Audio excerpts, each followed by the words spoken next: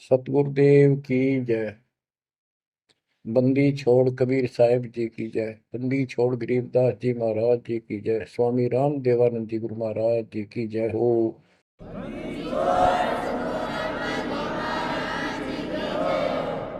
सर्व संतों की जय, सर्व भक्तों की जय, धर्मी पुरुषों की जय। श्री काशी धाम की जय, श्री सुडानी धाम की जय, श्री क्रोथा धाम की जय, श्री बरवाड़ा धाम की जय। सत्साहियो परम पिता परमात्मा कबीर जी की असीम रजा से आपको सत्यनारायण कथा मूल ज्ञान सुनने को मिल रहा है। और कहाँ से मिल रहा है बच्चों?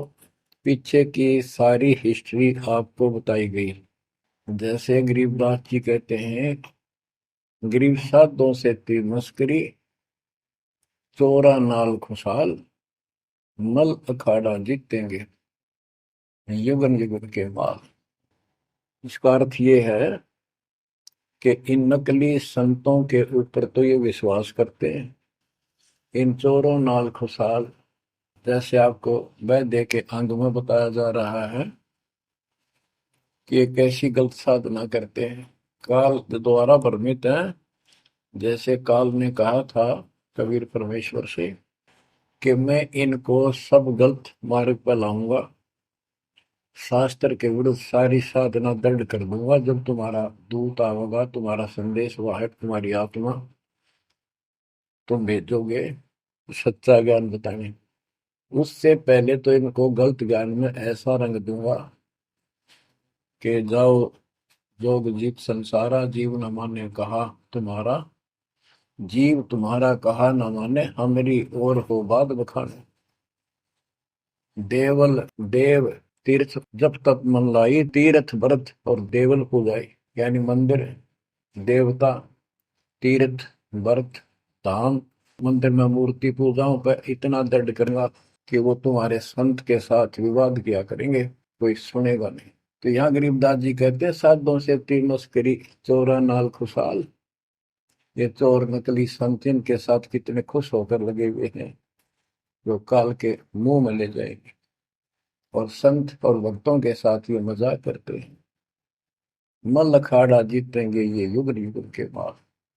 बच्चों, आप युगन युगन के माल हो, माल में रेसलर, पहलवान, इस भक्ति के अखाड़े के आप पहलवान हो। पता नहीं कितने जन्मों से ये भक्ति की रिहर्सल प्रैक्टिस आप करते आ रहे हो, और आप ही विजय होगे। जो हाथ पा धर कर बैठा है या गलत साधना कर रहा है, वो कैसे निकटाएगा, वो कैसे भगवान पाएगा? तो आप बहुत अच्छी किस्मत वाले हो। आप सामान्य आत्मा नहीं हो, आप विशेष आत्मा हो।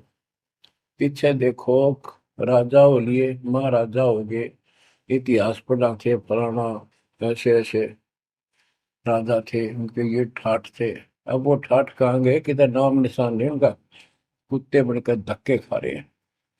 तो बच्चों, किसी की तरफ ना देखो। आज से हम कितने निर्धन है से धनवान है। आप परमात्मा के विशेष प्रिय हो, लाडले हो, लाडली बेटी हो, बेटे हो। आपको उसने हाथी पर बैठा दिया है। तो कहते हैं, हाथी के असवार को स्वान काल नहीं खाए। आप काल की रेंज से बाहर हो लिए हो। अगर खुद ही हाथी से नीचे उतरोगे, मर्यादा तोड़ोगे, तो फिर काल आपको मार डालेगा, खा जाएगा। तो अपने को अब ये ध्यान रखना होगा बच्चों कि हम कोई मर्यादा भंग ना करें। और परमात्मा के अतिरिक्त, कबीर साहब के अतिरिक्त सोपन में भी किसी देव देवता या भगवान पर उनको भगवान मानते रहे, उसमें ध्यान ना था। ध्यान का अर्थ है कि उसको दिल से नीचा है। वैसे तो सबको से प्यार से रहना है, सम्मान सबको देना है, सबका रिगार्ड करना है यथोचित। तीनों देवा कमल दल बसे, ब्रह्मा विष्णु महेश, प्रथम इनकी वंदना, फिर सुन सतगुरु उपदेश। प्रथम इनकी वंदना, इनकी साधना भी करनी है, भक्ति नहीं करनी। भक्ति और साधना मंत्र है। भक्ति तो जैसे पतिव्रता पत्नी होती है, उसका स्वभाव होता है बस की बात में, अपने पति के अतिरिक्त किसी के प्रति इतना भी मन में दोष नहीं आता, पति रूप वाला।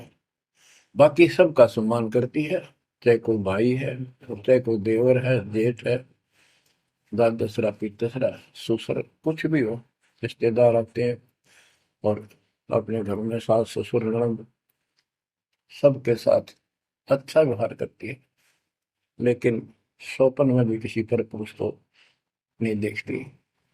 तो उस पद पर हमने आना पड़ेगा, तब ये खुश होगा।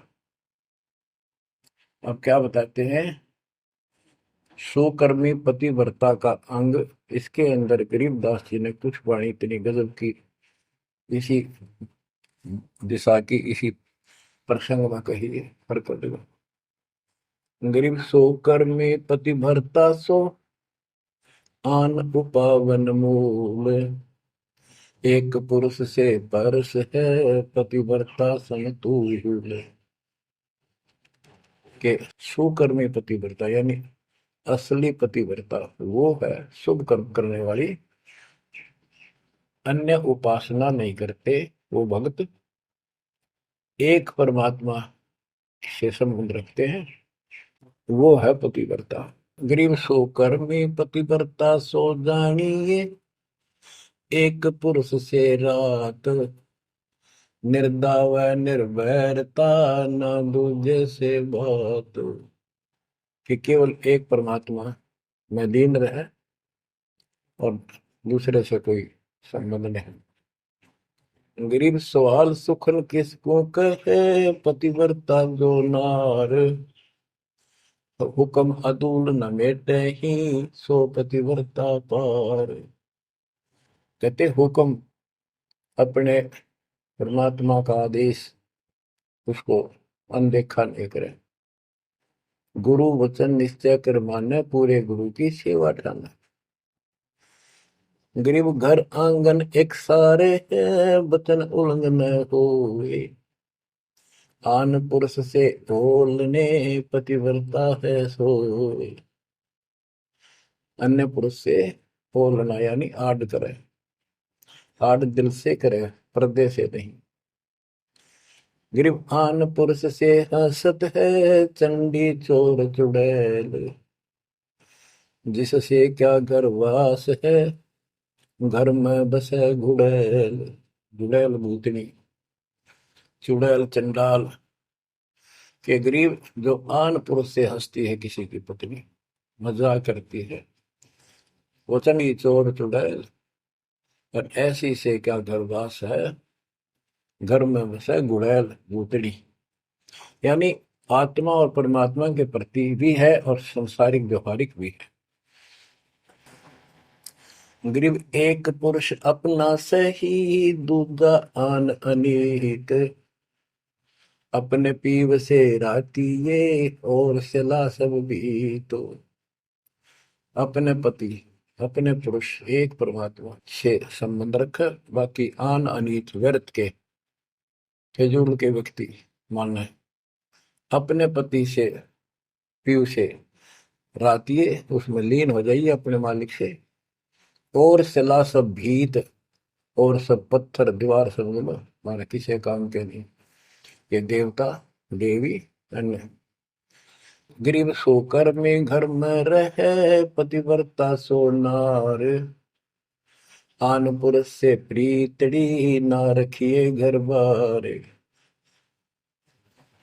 एक व्यवहारिक बात भी बता रहे हैं कि यदि आपकी पत्नी किसी अन्य से प्रेम रखती है, उसको तुरंत त्याग दीजिए, उसको घर पे ना रखिए।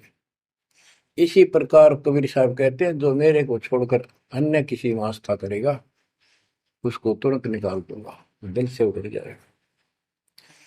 गरीब पतिव्रता सुनी नहीं, रखवाड़े हैं राम, कल्प वृक्ष करुणामयी, चौकी आठों याम।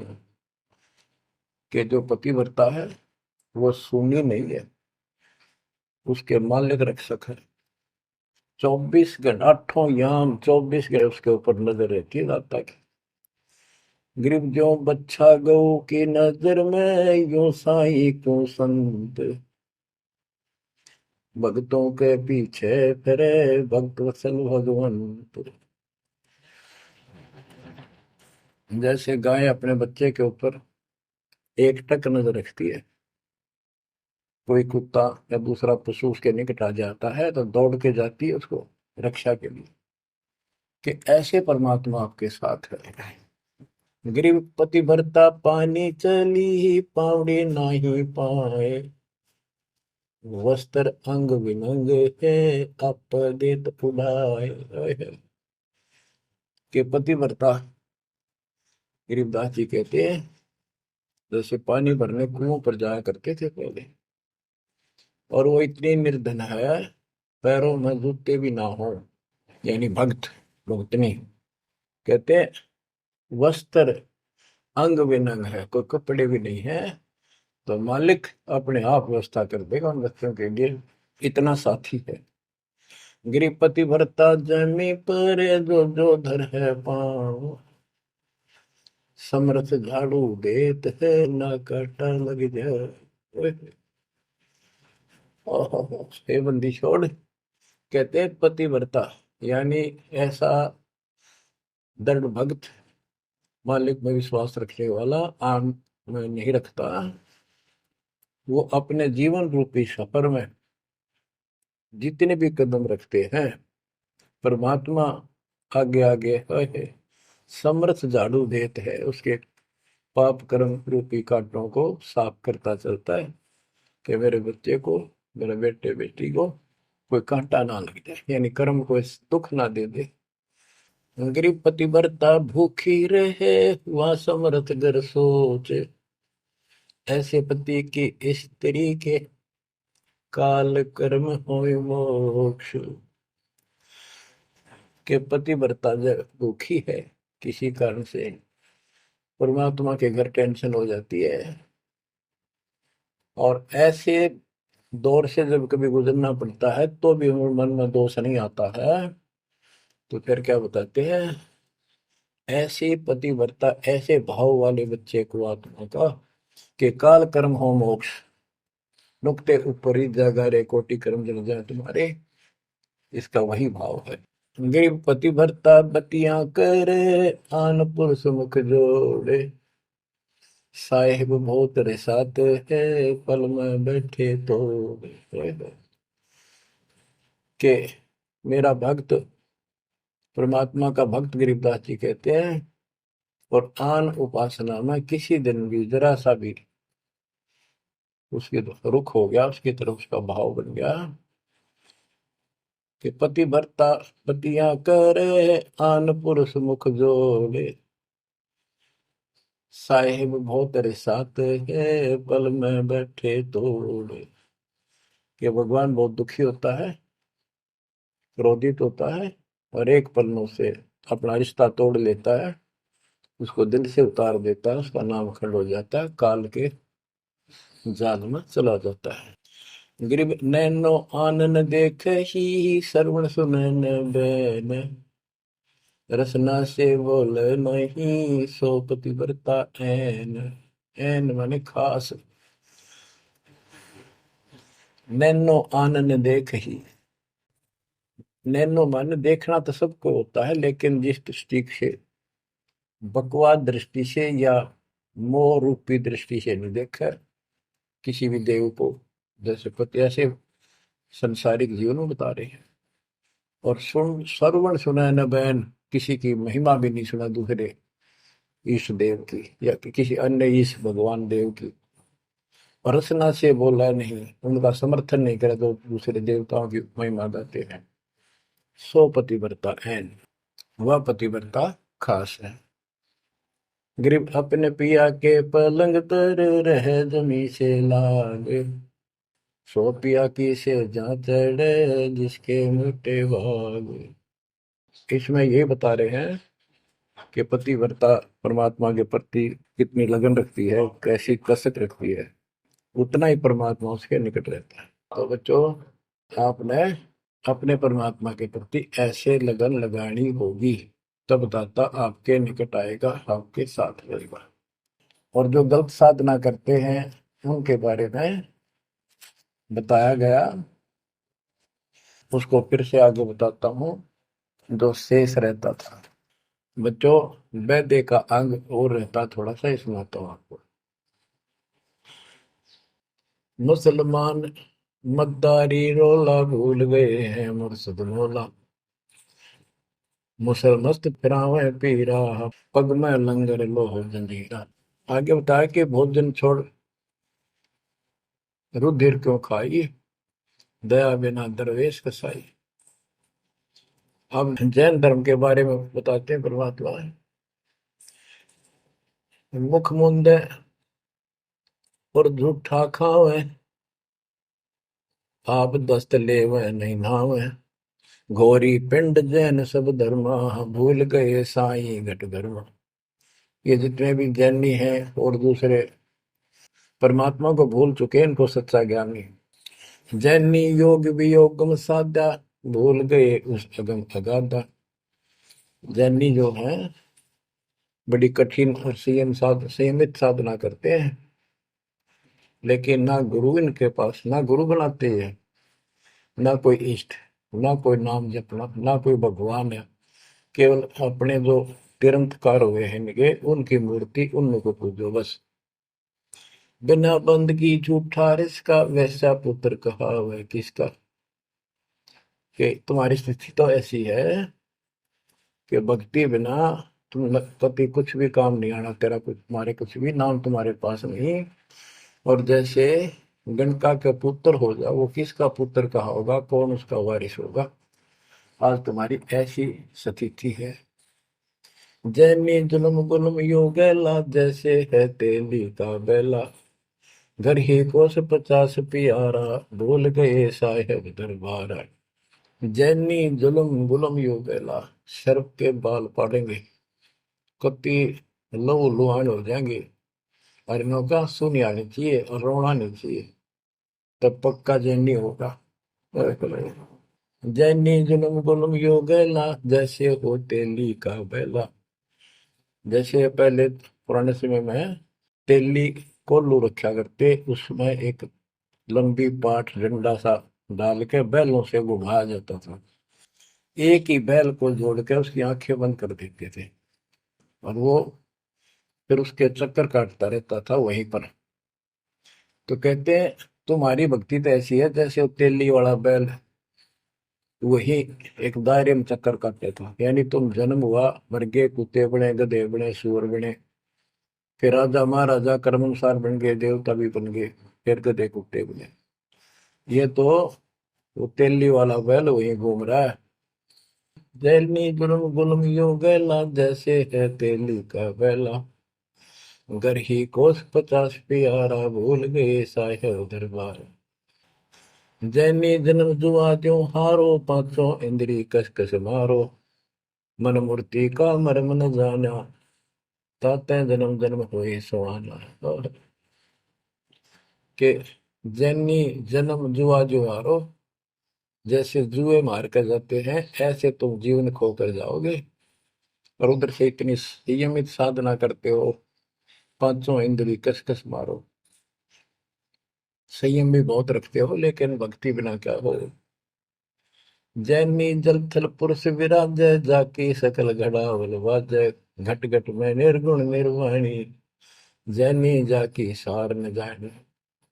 जैनी जीव दया भोबाना, करता कर्म कहे अज्ञाना, जातक सेती एता कोई, परमानंद लख्या नहीं कोई। अब जैनियों को बता रहे हैं ये क्या करते हैं। जैसे बच्चों आपको बहुत कुछ समझाया जाता है, ये मूल ज्ञान है, ये तत्व ज्ञान है, ये सार ज्ञान है।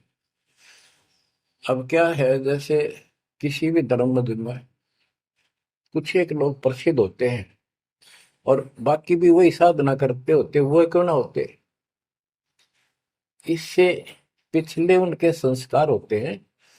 जैसे आप भक्ति कर रहे हो, आप अजब गजब भक्ति कर रहे हो, और एक एक मंत्र की बहुत कीमत है।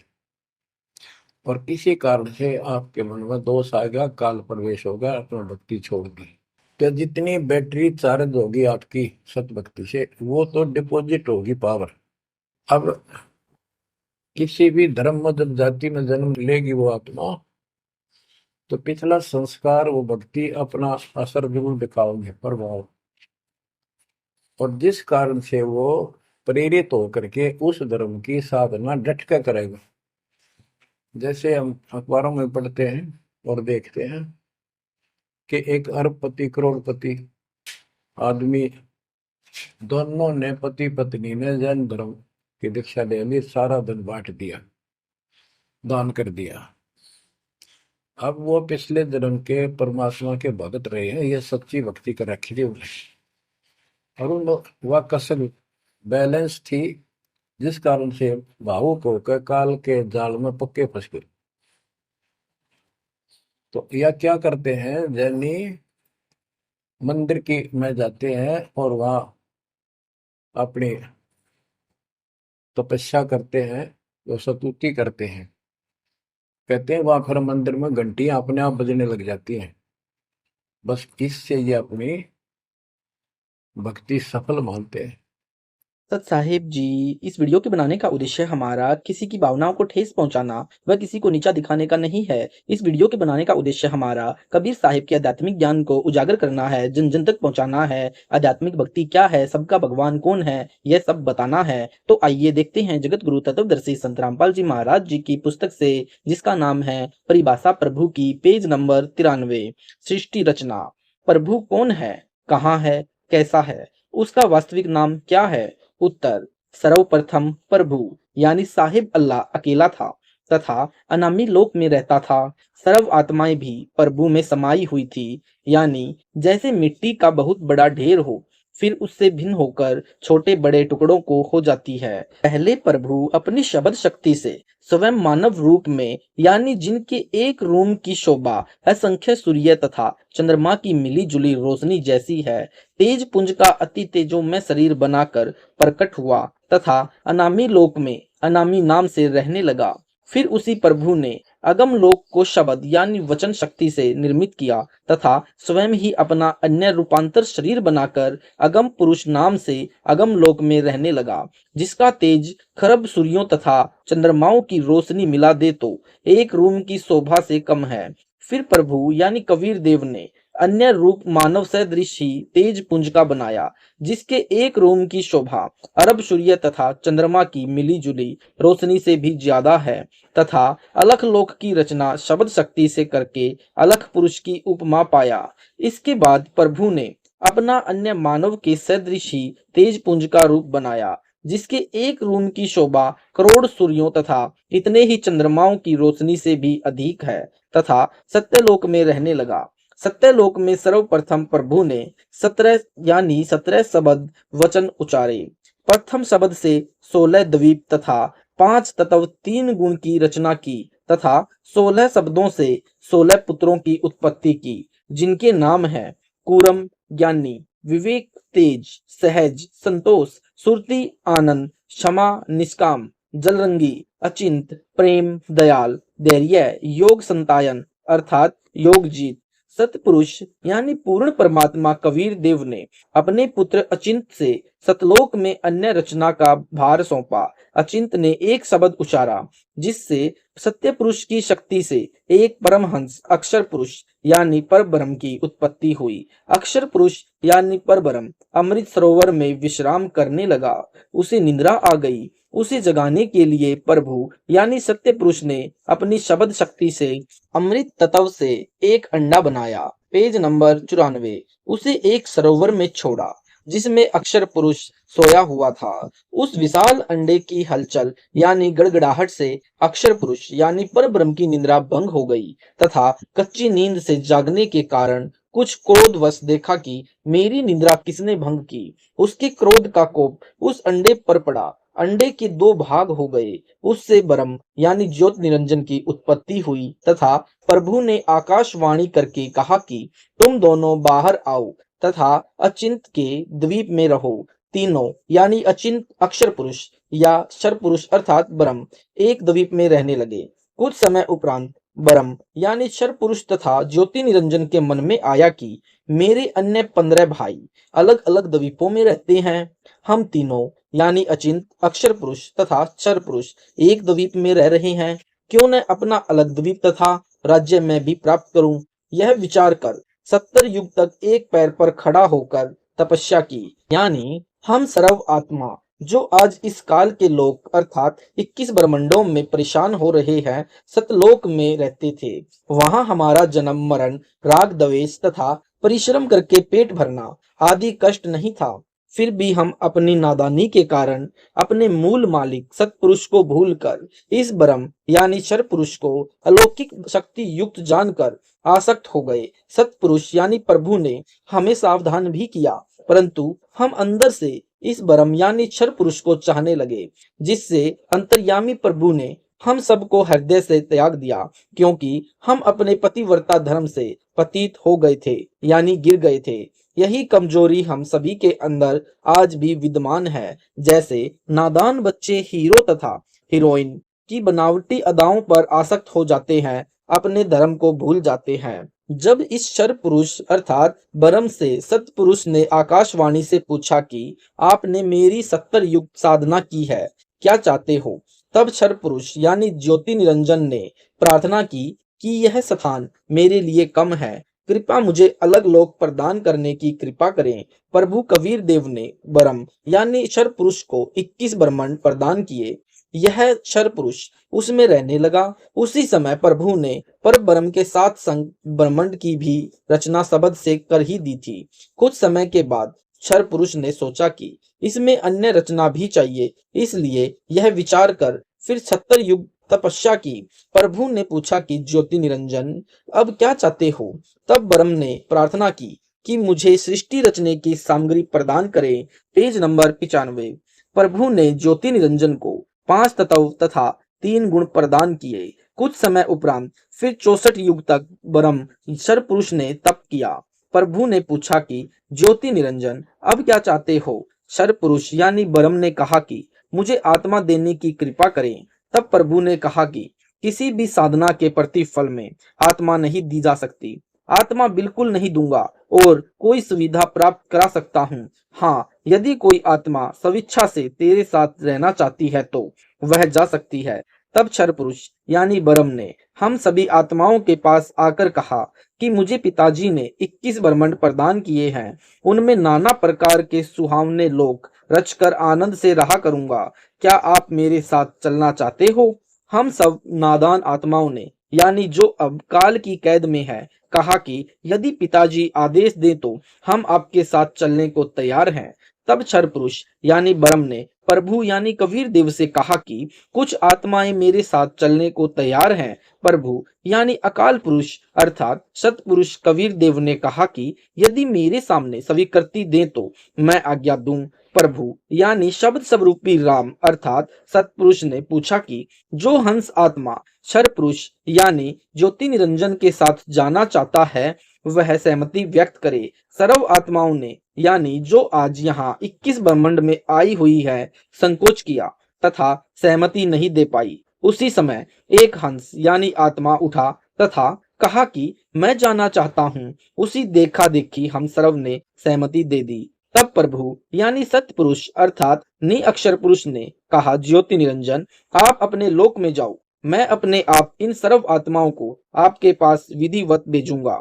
सतपुरुष यानी प्रभु अर्थात परम अक्षर पुरुष ने एक परमानंदनी शक्ति अर्थात पराशक्ति शब्द से बनाई तथा उसी प्रथम माया यानी पराशक्ति से उस आत्मा का लड़की का रूप अर्थात प्रकृति देवी दुर्गा अष्टंगी बनाया तथा 5 तत्व तथा 3 गुण युक्त कर दी। इसके बाद हम सर्व आत्माओं को सूक्ष्म रूप बनाकर इसी प्रकृति देवी में शब्द शक्ति से प्रवेश कर दिया। सतपुरुष ने दुर्गा से कहा कि पुत्री आपको मैंने ये सर्व आत्मा दे दी है तथा तुझे शब्द शक्ति प्रदान करता हूँ। जितने प्राणी ब्रह्म यानी क्षर पुरुष कहे शब्द से बना देना। Page number 96। फिर अपने पुत्र सहजदास से कहा कि जाओ सहजदास, इस कन्या को ज्योति निरंजन के पास छोड़ आओ तथा उसे बताओ कि इस प्रकृति देवी यानी दुर्गा के पास साहिब की दी हुई शब्द शक्ति है। जितने जीव कहेगा यह वचन से बना देगी। उस कन्या यानी अष्टंगी को साथ लेकर सहजदास ज्योति निरंजन के पास आया। प्रभु यानी कबीर देव की बताई सर्व वार्ता कह सुनाई तथा लड़की को ज्योति निरंजन के पास छोड़कर अपने द्वीप में आ गया। लड़की के जवान होने के कारण उसका रंग रूप निखरा हुआ था। युवा लड़की के अंदर शरीर को देखकर क्षर पुरुष यानी ब्रह्म को कामदेव यानी सेक्स सताने लगा। सर्व शुद्ध बुद्ध भूलकर दुर्गा के साथ अभद्र व्यवहार करने लगा। उस क्षर पुरुष की बुरी नीयत को जानकर दुर्गा यानी प्रकृति ने अपनी इज्जत बचाने की सोची। ज्योति निरंजन से बहुत प्रार्थना की कि ज्योति निरंजन मेरे पास शब्द शक्ति है, जितने जीव तू कहेगा मैं बना दूंगी। इस गंदी क्रिया से सृष्टि अच्छी नहीं रहेगी। दूसरे, मैं तथा तू एक पिता की संतान है। मैं आपकी बहन तथा आप मेरे बड़े भाई हुए। यह मर्यादा विरुद्ध प्रक्रिया पाप का कारण है। परंतु ज्योति निरंजन ने एक नहीं सुनी तथा सीमा से आगे बढ़कर लड़की को दबोचना चाहा। उसी समय प्रकृति ने अपना सूक्ष्म रूप बनाया तथा अपने को और कहीं सुरक्षित न जानकर ज्योति निरंजन के पेट में प्रवेश कर गई। फिर अपने जगत पिता यानी प्रभु कबीर देव से पुकार की तथा ज्योति निरंजन की बदमाशी बताई। तब सत्य पुरुष यानी कबीर देव स्वयं अपने पुत्र जोगजीत यानी योग संतायन का रूप बनाकर गए तथा उस कन्या को क्षर पुरुष यानी ब्रह्म के पेट से निकाला तथा कहा कि पिताजी ने तेरी इस दुष्टता का प्रतिफल बनाया है कि आज से तेरा नाम काल होगा। 1,00,000 मानव शरीरधारी जीव भक्षण किया करेगा तथा 1,25,00,000 उत्पन्न किया करेगा। तुझे सतलोक से 16 शंख कोश यानी एक कोश 3.5 किलोमीटर की दूरी होती है की दूरी पर चला जा। उसी समय काल भगवान के 21 ब्रह्मांड प्रभु शक्ति से सतलोक से 16 शंख कोश की दूरी पर आकर स्थित हो गए। अब काल तथा दुर्गा दोनों अकेले थे। काल ने फिर अपनी बुरी वासनावश लड़की से कहा, अब मेरा कोई कुछ नहीं बिगाड़ सकता, मनमानी करूंगा।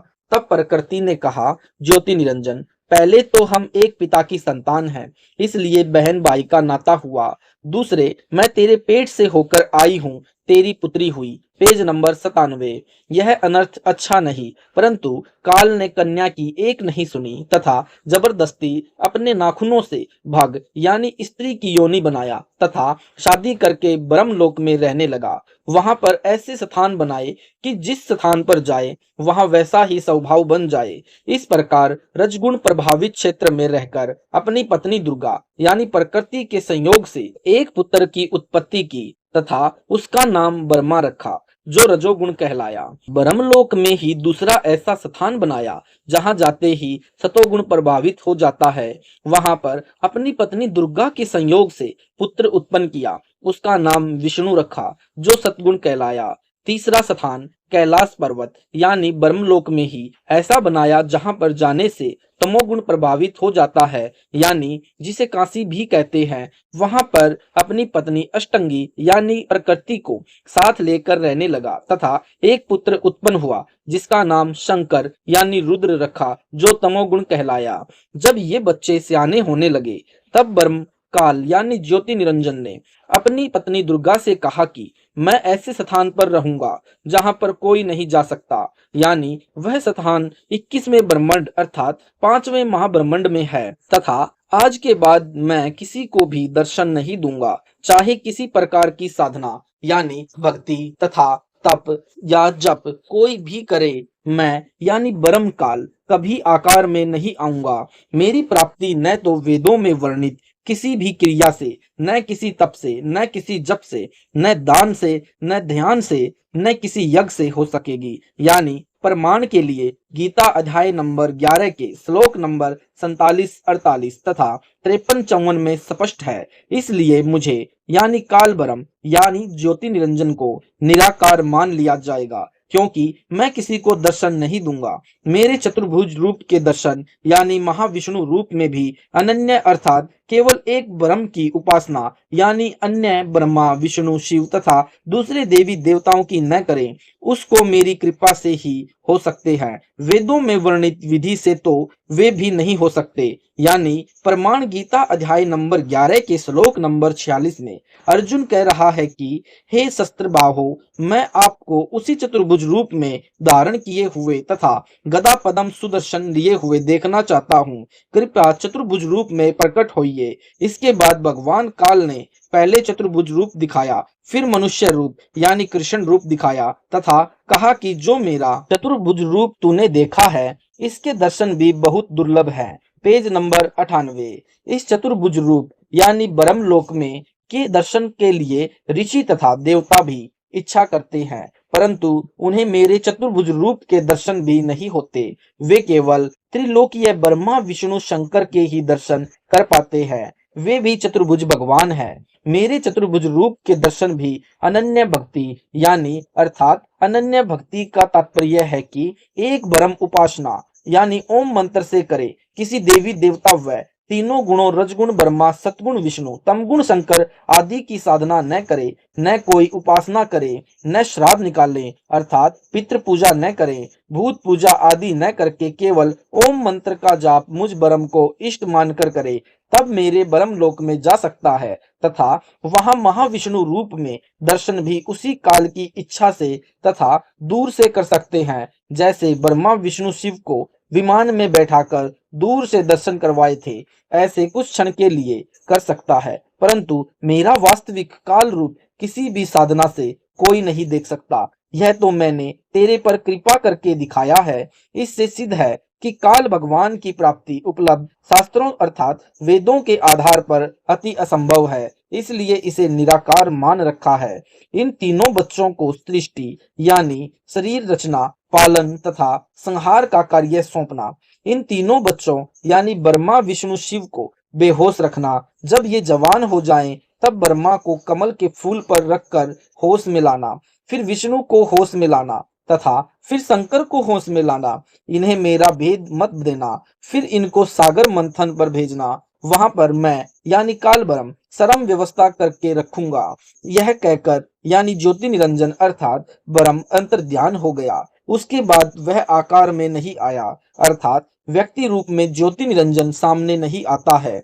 यह इसका अविनाशी अर्थात अटल घटिया नियम है। यानी प्रमाण के लिए गीता अध्याय नंबर 7 का श्लोक नंबर 24-25, जिसमें कहा है कि मूर्ख लोग मेरे अविनाशी यानी अटल अनुत्तम घटिया भाव यानी नियम को नहीं जानते। मुझ निराकार को आकार अर्थात श्री कृष्ण व श्री राम आदि अवतार रूप आया मानते हैं। श्लोक नंबर 25, मैं कभी आकार में नहीं आता। इस मेरे अविनाशी यानी अटल नियम को यह माया से ढका हुआ मूर्ख संसार नहीं जानता। इससे सिद्ध है कि काल यानी ब्रह्म श्री कृष्ण के शरीर में प्रवेश करके बोल रहा था, नहीं तो श्री कृष्ण जी अर्जुन के सामने पहले ही विद्यमान थे। वे यह नहीं कहते कि मैं व्यक्त रूप अर्थात आकार में नहीं आता। जब ये तीनों जवान हुए तब माया यानी दुर्गा ने उन्हें भिन्न भिन्न स्थानों पर, जैसा ब्रह्मा को कमल के फूल पर, विष्णु को शेष शैया पर तथा शंकर को ब्रह्मांड के कैलाश पर्वत पर होश में ला दिया। यानी विशेष जानकारी के लिए पढ़े इसी पुस्तक में देवी भागवत महापुराण के 3 अध्याय का लेख पृष्ठ नंबर 85 पर, पेज नंबर 99। इसके बाद इन तीनों को विमान में बैठाकर दुर्गा ने ब्रह्मलोक का भ्रमण कराया, जहां पर इन तीनों ने देखा कि वहां पर एक महास्वर्ग था तथा एक एक ब्रह्मा विष्णु तथा शंकर तथा उनकी पत्नियां और थी। ये यानी विमान वाले ब्रह्मा विष्णु तथा शिव तीनों आपस में कहते हैं कि हमें कुछ नहीं पता यह अन्य ब्रह्मा विष्णु शिव कौन है। इसके बाद विमान उसी देवी के पास पहुंचकर रुक गया। तीनों यानी ब्रह्मा विष्णु शंकर विमान से उतरे तथा दुर्गा यानी प्रकृति ने इन्हें लड़की बना दिया। उस माया यानी अष्टंगी के पास हजारों सहेलियां बैठी थी। तब त्रिलोकीय ब्रह्मा विष्णु शिव ने देखा कि माता का रूप बहुत तेजोमय है, हजारों बिजलियों की चमक के तुल्य जगमग करता हुआ शोभा में स्वरूप बहुत ही सुंदर है। उसके नाखून दर्पण की तरह चमक रहे थे, उनमें फिल्म की तरह। तीनों ने उत्पत्ति स्थल यानी ब्रह्मा कमल के फूल पर, विष्णु शेष शैया पर, शंकर दूसरे कैलाश पर्वत पर अचेत दिखाई दिए। तब तीनों ने स्वीकार किया कि आप ही हम तीनों की जननी हो तथा सर्व संसार को आपने ही रचा है। ब्रह्मा ने पूछा, हे माता, आप तथा ब्रह्म एक ही हो या भिन्न भिन्न हो? तब माता ने कहा कि मुझे तथा ब्रह्म को एक ही जानो, क्योंकि हम दोनों के सहयोग से यह सारा संसार चल रहा है। तुम मुझे तथा ब्रह्म को हमेशा याद रखना, तुम्हारे कार्य में कोई अड़चन नहीं आएगी। यदि कोई कठिनाई आए तो हमें याद करना, तुरंत सहायता मिलेगी। तथा तुम तीनों अपना अपना कार्य संभालो। ब्रह्मा शरीर बनाए, विष्णु पालन करे तथा शंकर संहार करे। तीनों ने कहा कि सर्व जल ही जल है, पृथ्वी नजर नहीं आती, यह कार्य कैसे संभव हो सकता है? तब दुर्गा ने कहा कि विमान में बैठो, तुम्हें उन स्थानों पर भिजवाती हूँ जहाँ यह कार्य प्रारंभ करना है। तीनों को पूर्व निर्मित ब्रह्मलोक, विष्णु लोक तथा शंकर लोक में छोड़ दिया तथा तीन लोक पृथ्वी अर्थात मृतलोक, स्वर्गलोक तथा पाताल लोक में जीव रचना, पालन तथा संहार का कार्य सौंपा। तब माता ने कहा कि तुम सागर मंथन करो। वहां पर काल ब्रह्म ने सर्व व्यवस्था पहले ही कर दी। स्वयं एक कछुआ यानी कूर्म बनकर समुद्र में प्रवेश कर गया तथा अपने ऊपर पर्वत को धारण किया। एक सर्प का रस्सा यानी दूध की तरह मंथन करने के लिए बनाकर लपेट दिया। तीनों ने सागर मंथन किया। पहले चार वेद काल यानी ब्रह्म अर्थात शर पुरुष भगवान ने पूर्ण ब्रह्म यानी सतपुरुष अर्थात प्रभु कबीर देव की आज्ञा से सत ज्ञान रूप में समुद्र में प्रवेश कर दिए थे। Page number 100। दूसरी बार सागर मंथन किया तो तीन कन्याएं मिली। माता ने तीनों को बांट दिया। ब्रह्मा को सावित्री, विष्णु को लक्ष्मी, शंकर को पार्वती दी। तीनों ने विलास किया। सुर तथा असुर दोनों पैदा हुए। जब तीसरी बार सागर मंथन किया तो 14 रत्न ब्रह्मा को तथा अमृत विष्णु को व देवताओं को, मद यानी शराब असुरों को तथा विष परमार्थ शिव ने अपने कंठ में ठहराया। वेदों को ब्रह्मा ने पढ़ा। उनमें लिखा है कि सृष्टि का रचनहार पूर्ण ब्रह्म कोई और है, उसका नाम कबीर परमेश्वर यानी कबीर देव है, वही सर्व का पिता है। इससे पहले तीनों बच्चे यानी ब्रह्मा, विष्णु तथा शंकर पूछा करते थे कि हमारा पिता कौन है, तो माता दुर्गा काल के डर से उन्हें कह देती थी कि तुम्हारा कोई पिता नहीं, यानी क्योंकि काल ने मना किया था कि मेरा भेद किसी को मत देना। ब्रह्मा ने वेद पढ़कर विष्णु तथा शिव शंकर को बताया कि सर्व का पिता अर्थात जगत पिता कोई और पुरुष है, उसका नाम कबीर देव है। फिर माता ने पूछा कि माँ, वेदों में लिखा है कि सर्व रचनहार तथा सर्व का पालन करता अर्थात जगत पिता कोई और सत्पुरुष यानी परमेश्वर है, जिसका कबीर नाम है। तब माता यानी दुर्गा अर्थात प्रकृति ने काल के भय से उन्हें फिर गुमराह कर दिया कि तुम्हारा पिता ब्रह्म यानी ज्योति निरंजन अर्थात काल है, वह किसी को दर्शन नहीं देता, उसका यह अटल घटिया नियम है। ब्रह्मा ने कहा, माँ, आपकी बातों पर अब अविश्वास हो गया है। मैंने वेद पढ़े हैं, उनमें लिखा है कि ओम नाम के जाप से तथा ध्यान से तथा अनन्य भक्ति से प्रभु दर्शन संभव है। माता ने कहा, यह कहने मात्र की बात है, उसके वास्तविक काल रूप के दर्शन किसी वेद विधि या जप तप तथा यज्ञ ध्यान या अन्य विधि से नहीं किए जा सकते। ब्रह्मा ने कहा, मैं दर्शन करके आऊंगा, यदि दर्शन नहीं हुए तो नहीं आऊंगा, अब कैसे बात बने। तब माया ने ब्रह्मा से कहा कि अलख निरंजन तुम्हारा पिता है, परंतु वह तुम्हें दर्शन नहीं देगा। यह सुनकर ब्रह्मा जी कहता है कि पिता यानी प्रभु ज्योति निरंजन के दर्शन करूंगा, यदि दर्शन नहीं हुए तो मैं नहीं आऊंगा। यह कहकर व्याकुल होकर उत्तर दिशा की तरफ चल दिया, जहां अंधेरा ही अंधेरा सुन है। वहां ब्रह्मा ने 4 युग तक ध्यान लगाया, परंतु कुछ भी हासिल नहीं हुआ। Page number 101। उधर भवानी को चिंता हुई कि सृष्टि कैसे रची जाए, ब्रह्मा के बिना सब कार्य असंभव है। तब उसने अपनी शब्द शक्ति से गायत्री नाम की लड़की बनाई तथा उसे ब्रह्मा को वापिस लाने को कहा। गायत्री ब्रह्मा के पास गई, परंतु ब्रह्मा समाधि लगाए हुए था, उसे कोई आभास ही नहीं रहा कि कोई आया है।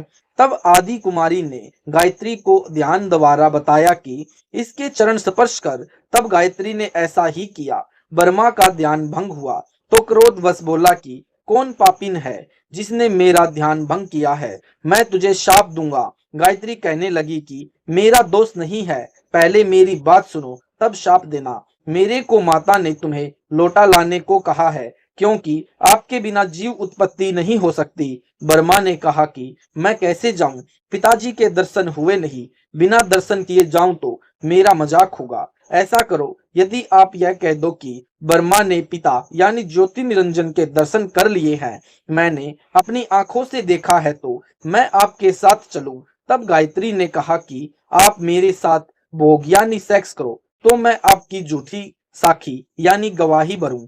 तब वर्मा ने सोचा कि पिता के दर्शन हुए नहीं, वैसे जाऊं तो माता के सामने शर्म लगेगी, और चारा नहीं दिखाई दिया। फिर गायत्री से भोग यानी सेक्स किया। तब गायत्री ने कहा कि क्यों न एक गवाह और तैयार किया जाए। वर्मा ने कहा बहुत ही अच्छा है। तब गायत्री ने शब्द शक्ति से एक लड़की पूपवती नाम की पैदा की तथा उससे दोनों ने कहा कि हमारी गवाही देना कि वर्मा ने पिता के दर्शन किए हैं। तब पूपवती ने कहा कि मैं क्यों झूठ गवाही दूं। हाँ, यदि वर्मा मेरे से रति क्रिया यानी भोग विलास सेक्स करे तो गवाही दे सकती हूँ। गायत्री ने वर्मा को समझाया यानी उकसाया कि और कोई चारा नहीं है। तब वर्मा ने पूपवती से संभोग किया तो तीनों मिलकर आदि माया यानी प्रकृति के पास आए। यहाँ गरीबदास जी महाराज कहते हैं कि दास गरीब यह चूक दूरों दूर, माता दुर्गा द्वारा वर्मा को शाप देना। तब माता ने वर्मा से पूछा कि पिता के दर्शन पाए। तब तीनों वर्मा गायत्री व पूपवती ने कहा कि हाँ, हमने अपनी आंखों से देखा है। फिर भवानी को संशय हुआ कि मुझे तो कहा था कि मैं किसी को दर्शन नहीं दूंगा, परंतु ये कहते हैं कि दर्शन हुए हैं। तब अष्टंगी ने ध्यान लगाया और काल ज्योति निरंजन से पूछा कि यह क्या कहानी है। Page number 102। ज्योति निरंजन जी ने कहा कि ये तीनों झूठ बोल रहे हैं। तब माता ने कहा तुम झूठ बोल रहे हो, आकाशवाणी हुई है कि इन्हें कोई दर्शन नहीं हुए, इसलिए मैं तुम्हें शाप देती हूँ। वर्मा को शाप, तेरी पूजा जग में नहीं होगी, आगे तेरे वंशज होंगे, वे बहुत पाखंड करेंगे, झूठी सच्ची बात बनाकर जग को ठगेंगे, ऊपर से तो कर्म कांड करते दिखाई देंगे, अंदर से विकार करेंगे, परंतु विष्णु भक्तों से अहंकार तथा द्वेष करेंगे, जिससे नरक में जाएंगे। कथा पुराणों को पढ़कर सुनाया करेंगे, परंतु आप अमल नहीं करेंगे। देवी देवों की पूजा करके दूसरों की निंदा करके काल के मुख में जाएंगे। जो उनके अनुयायी होंगे उनको परमार्थ नहीं बताएंगे, दक्षिणा के लिए जगत को गुमराह करते रहेंगे, अपने आप को सबसे अच्छा मानेंगे, दूसरों को नीचा समझेंगे। जब माता के मुख से यह सुना तो वर्मा मूर्छित होकर जमीन पर गिर गया। गायत्री को शाप, तेरे कई सांडपति होंगे, तू मृतलोक में गाय बनेगी। पूपवती को शाप, तेरी जगह गंदगी में होगी, तेरे फूलों को कोई पूजा में नहीं लाएगा, इस झूठी गवाही के कारण तुझे यह नरक भोगना होगा। तेरा नाम केवड़ा केतकी होगा, यानी हरियाणा में कुसौंधी कहते हैं। यह गंदगी यानी कुर्डियों वाली जगह पर होती है। इस प्रकार तीनों को शाप देकर माता भवानी बहुत पछताई। इस प्रकार पहले तो जीव बिना सोचे मन यानी काल निरंजन के प्रभाव से गलत कार्य कर देता है, परंतु जब आत्मा यानी सत्पुरुष अंश के प्रभाव से उसे ज्ञान होता है तो पीछे पछताना पड़ता है।